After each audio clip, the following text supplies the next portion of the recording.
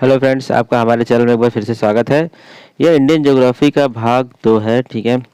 और इसमें हम बात कर रहे हैं नदी यानी रिवर की बात कर रहे हैं। आज हम बात करेंगे गंगा नदी तंत्र की यानी गंगा रिवर सिस्टम, जो कि हर प्रकार से किसी भी एग्जाम के लिए इम्पोर्टेंट है। इससे बहुत सारे क्वेश्चन फंसेंगे। और पिछले भाग में जो हमने बात किया था गंगा नदी क्या है, बहुत ही आसानी से बताया गया था। पहले पार्ट में गंगा नदी बनने की कहानी से केवल 3 मिनट में था और ये बहुत ही मज़ेदार वीडियो था। आप उस वीडियो को देखेंगे, मैप के थ्रू कितनी आसानी से समझाया गया है कि गंगा नदी कैसे बनती है। तो आज हम बात करेंगे गंगा नदी तंत्र के बारे में, जिसमें हम ये जानने की कोशिश करेंगे कि गंगा नदी तंत्र में कौन कौन सी नदियां हैं, कौन कौन सी सहायक नदियां यानी कि ट्रिब्यूटरीज रिवर्स हैं। इस प्रकार से हम देखेंगे आखिर में गंगा का अंत कहाँ तक होता है और कितनी बड़ी नदी है, ठीक है। सबसे पहले हम सबसे पहले हम बात करेंगे गंगा नदी की लंबाई जो है वो है 25 यानी कि 25 से 25 किलोमीटर, ठीक है। यानी कि 25 से 25 किलोमीटर है। तो इस वीडियो में हम बात करेंगे गंगा नदी तंत्र की। और निश्चित रूप से मैप के माध्यम से इस वीडियो में इतनी आसानी से बताया जाएगा कि आपको कभी नहीं भूलेगा। तो आप हमारे इस वीडियो से जुड़े रहिए और हमारे चैनल से जुड़े रहिए। अगर आपको वीडियो अच्छा लगता है तो इस वीडियो को लाइक करिए, हमारे चैनल को सब्सक्राइब करिए। तो चलिए दोस्तों, शुरू करते हैं।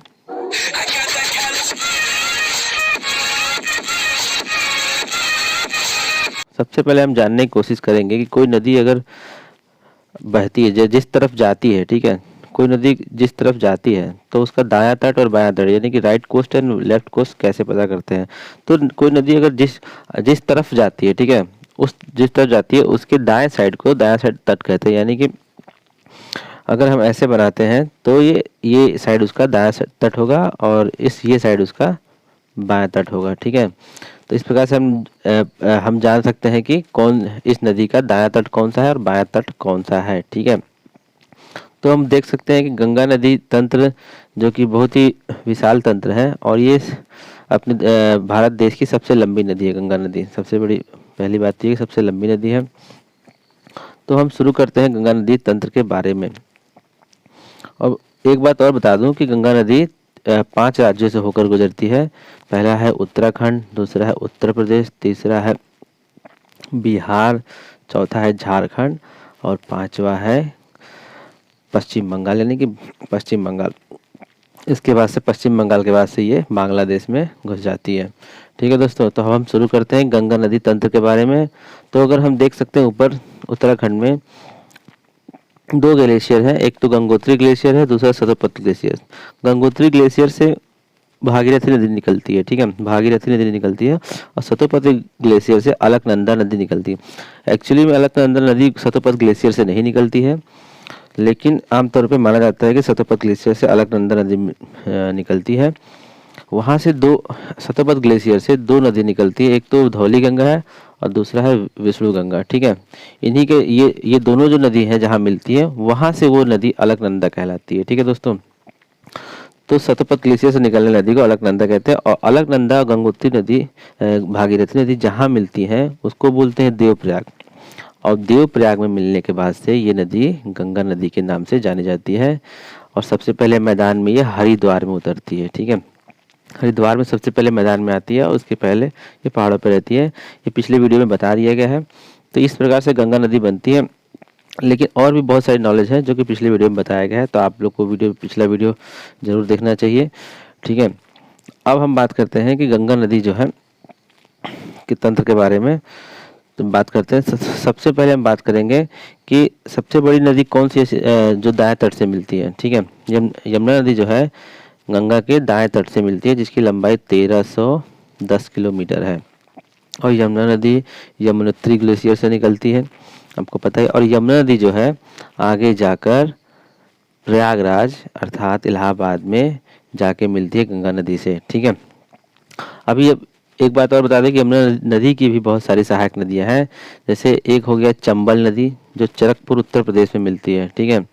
और दूसरी नदी जो है वो है सिंध नदी है, सिंधु नदी नहीं है, सिंधु नदी ऊपर होता है जो कि पाकिस्तान में जाती है, ठीक है। ये सिंध नदी है।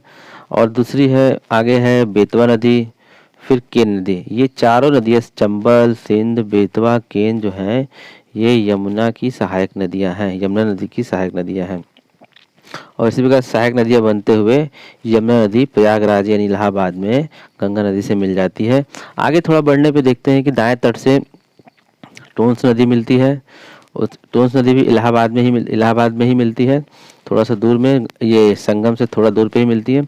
और उसके आगे सोन नदी मिल जाती है, सोन नदी। अब हम बात करेंगे बाएं तट की नदी के बारे में। बाएं तट की नदी में सबसे पहले मिलती है रामगंगा, आप देख सकते हैं रामगंगा यहाँ पे है। उसके बाद से दूसरे नंबर पे मिलती है गंगा नदी से गोमती नदी, ठीक है, गोमती नदी मिलती है। और उसके बाद से घाघरा नदी मिलती है। फिर बाएं तट से नेक्स्ट जो मिलती है उसको बोलते हैं गंडक नदी। उसके आगे हम देखते हैं ये पटना से पहले क्या कहते हैं कोसी नदी मिलती है। अब कोसी नदी के बारे में, कोसी नदी को बिहार का शोक कहा जाता है। ये अपना इतना मार्ग बदलती है कि पहले बदलती थी, अभी भी बदलती है। पता चला कि आप अपने द्वार पे सो रहे हैं और नीचे नदी बह रही है, तो ये बड़ी खतरनाक नदी है और जो कि बिहार का शोक कही जाती है। अब हम जब थोड़ा सा कोसी नदी से आगे बढ़ते हैं तो बाएं तट से एक और नदी मिलती है जो सिक्किम से निकल के आती है, जिसका नाम है महानंदा नदी, ठीक है दोस्तों, महानंदा नदी। अब महानंदा नदी जहाँ से मिलती है, आगे बढ़ने पे जो गंगा नदी है, इस नोट पे देखेंगे तो गंगा नदी यहाँ से उससे कोई नदी नहीं मिली, बल्कि गंगा नदी ही जो है दो भागों में विभाजित हो जाती है। एक भाग जो है वो निकल जाता है बंगाल की तरफ और दूसरा जो है निकल जाता है बांग्लादेश की तरफ, ठीक है। बंगाल की तरफ जो नदी निकलती है वो उसको बोलते हैं हुगली नदी। आपको पता ही होगा कि कोलकाता हुगली नदी के किनारे बसा हुआ है। और जो जहाँ पे ये नदी गंगा नदी यहाँ पे ब्रेक होती है, दो भागों में डिवाइड होती है, तो एक तो हुगली नदी, एक तो कोलकाता निकल आती है और दूसरी जो जो हिस्सा जो इंडिया में रहता है, जो बांग्लादेश की तरफ जाता है, जो हिस्सा इंडिया में रहता है और बांग्लादेश में जाता है, उसको फिर से भागीरथी नदी कहा जाता है, ठीक है। यानी कि गंगा नदी जो है शुरुआत जो है भारत में शुरुआत जो हुआ वो भी भागीरथी नदी के नाम से हुआ और अंत भी भारत में भागीरथी नदी के नाम से हुआ। और बांग्लादेश में घुसते ही इसका नाम बदल हो जाता है पद्मा नदी, ठीक है, पद्मा नदी। अब पद्मा नदी आगे जाती है तो ये बांग्लादेश में पद्मा नदी के नाम से ही जानी जाती है, ठीक है दोस्तों। लेकिन जब उधर से ब्रह्मपुत्र नदी, ये देख रहे हैं ब्रह्मपुत्र नदी जो है, जब इंडिया की ब्रह्मपुत्र नदी जब बांग्लादेश में घुसती है तो इस ब्रह्मपुत्र नदी का नाम जमुना नदी पड़ जाता है। अब जमुना नदी जो है यहाँ पे इस नोट पे पद्मा नदी से मिलती है और फिर क्या हो जाती है, फिर उसके बाद से पद्मा नदी ही रहती है, उसका नाम चेंज नहीं होता है। अब पद्मा नदी आगे बढ़ती है तो यहाँ मणिपुर में देख रहे हैं बराक नदी लिखा हुआ है, इसको बराक नदी भी बोलते हैं और मेघना नदी भी बोलते हैं। तो यहाँ से मणिपुर से एक नदी निकलती है मेघना नदी या बराक नदी। तो मेघना नदी निकलती है और वो बांग्लादेश को होते हुए ये चांदपुर, ये डॉट बना हुआ है, चांदपुर में पद्मा नदी से मिलती है और पद्मा नदी से मिलने के बाद से इस नदी का नाम पड़ जाता है मेघना नदी, ठीक है दोस्तों। तो ये मेघना नदी जाके सीधे बंगाल की खाड़ी में अपना पानी गिराती है, ठीक है। तो इससे ये पता चलता है कि जो यहाँ पे डेल्टा बनता है, ठीक है, डेल्टा बनता है वो गंगा नदी का डेल्टा नहीं बनता है बल्कि मेघना नदी का डेल्टा बनता है, ठीक है दोस्तों। तो आई होप दोस्तों क्या कहते हैं कि आपको इस वीडियो के माध्यम से गंगा नदी तंत्र के बारे में पता चला होगा। और सबसे बड़ी सहायक नदी इसकी यमुना नदी है और भारत की सबसे बड़ी नदी गंगा नदी है। और तो आई होप दोस्तों आपको इस वीडियो के माध्यम से काफ़ी कुछ समझ में आया होगा। और अगले वीडियो में हम ब्रह्मपुत्र नदी तंत्र के बारे में बात करेंगे। और आपको शायद पता नहीं कि ब्रह्मपुत्र नदी को इंडिया में दो नाम से जाना जाता है, जो कि हम अगले वीडियो में बताएंगे। आमतौर पे उसको ब्रह्मपुत्र नदी ही माना जाता है, बट एक्चुअली इसका नाम अरुणाचल में इसका दूसरा नाम है, ठीक है, और आसाम में इसका दूसरा नाम है, जो कि हम नेक्स्ट वीडियो में बताएंगे कि कैसे कहाँ पे है, ठीक है। तो अगर आपको वीडियो अच्छा लगा हो तो हमारे वीडियो को लाइक करिए, चैनल को सब्सक्राइब करिए। आपका दिन शुभ रहे। जय हिंद, जय भारत।